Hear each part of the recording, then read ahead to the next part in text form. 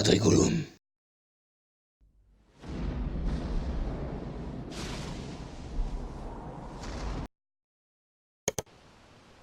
Père Castor, raconte-nous une histoire, comme les portes d'Oblivion qui ont ouvert leur mâchoire, comme la belle Varenne qui reprit le pouvoir. Père Castor, raconte-nous une histoire.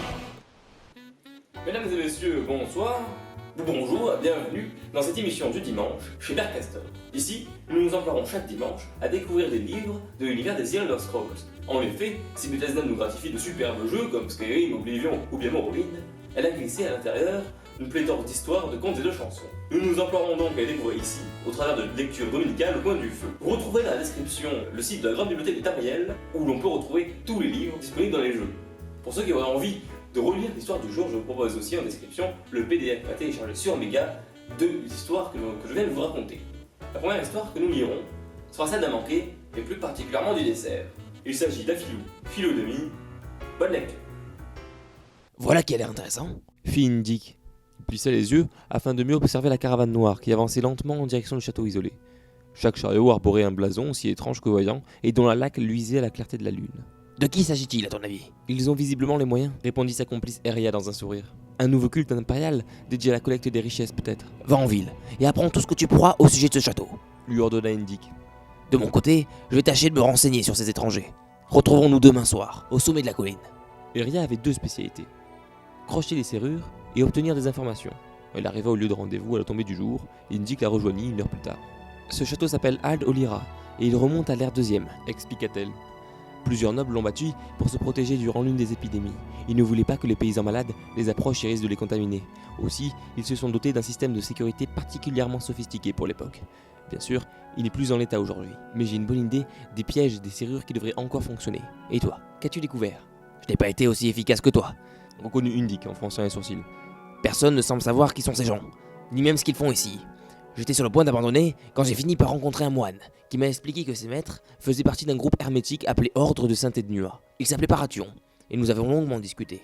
Apparemment, un rituel est prévu pour ce soir. Sont-ils riches? Demanda Eria impatiente. Tellement que c'en est presque gênant d'après ce brave homme. Mais ils partiront dès demain. J'ai mes crochets avec moi, le rassura Eria avec un clin d'œil. La chance nous sourit ce soir. Elle traça par terre un plan rapide du château. La salle à manger et les cuisines se trouvaient à proximité de l'entrée, les écuries et l'armurerie occupant pour leur part l'arrière de la bâtisse. Les deux voleurs avaient l'habitude d'appliquer une méthode qui n'avait jamais échoué. Eria s'infiltrait dans le château pour ramasser tout ce qui pouvait l'être, tandis qu'Indik créerait une diversion. En attendant que sa partenaire ait escaladé le mur d'enceinte, il alla frapper à la porte. Allait-il prétendre n'être qu'un barde ou un aventurier égaré? Il ne le savait pas encore, l'improvisation étant pour beaucoup dans le plaisir qu'il prenait dans ce genre d'occasion. Eria entendit Indik échanger quelques mots avec la femme qui lui avait ouvert, mais elle se trouvait trop loin d'eux pour comprendre ce qu'il se disait. Mais le succès de son compagnon ne faisait aucun doute. En effet, quelques instants plus tard, il entra et la porte se referma derrière lui. Quand il le voulait, Indik pouvait être le charme personnifié. Seules quelques serrures de l'armurerie étaient fermées et une poignée de pièges à peine avait été armée. Nul doute que la plupart des clés avaient été perdues au fil des siècles. Le serviteur chargé de veiller à la sécurité des trésors de l'ordre avait pensé à ajouter quelques verrous à ceux du château. Eria passa de longues minutes à les ouvrir avant de s'attaquer à ceux d'origine. Elle perdait du temps, mais l'excitation faisait battre son cœur à tout rompre. Fallait-il que les trésors rangés derrière la porte soient fabuleux pour mériter un tel dispositif de protection? Quand le battant s'ouvrit en silence, elle s'est aperçue que ses rêves de richesse étaient pourtant bien loin de la réalité. Une montagne de pièces d'or s'offrait à sa vue, agrémentée d'anciennes reliques magiques, d'armes de qualité supérieure, de pierres précieuses grosses comme le poing, de rangées de potions et de piles de parchemins et de documents. Elle était tellement fascinée qu'elle n'entendit pas l'homme qui s'approcha dans son dos. « Ah, vous devez être Dame Tressède » dit-il, et elle fit un bond. Le nouveau venu était un moine vêtu d'une robe à capuche, noire et tissée de fils d'or et d'argent. Eria resta un moment bouche bée. Indik adorait ce genre de situation, mais elle les détestait. Elle hocha la tête en regardant autour d'elle d'un air incertain. J'ai bien peur de m'être perdu, bredouilla-t-elle enfin. Je le vois bien, répondit-il en partant d'un grand rire. Vous vous trouvez dans l'armurerie. Venez, je vais vous conduire à la salle à manger. Nous commencions à craindre que vous ne veniez pas. Le repas est presque terminé. Eria traversa la cour intérieure à la suite du moine et ce dernier ouvrit la porte à double battant, menant à la salle à manger.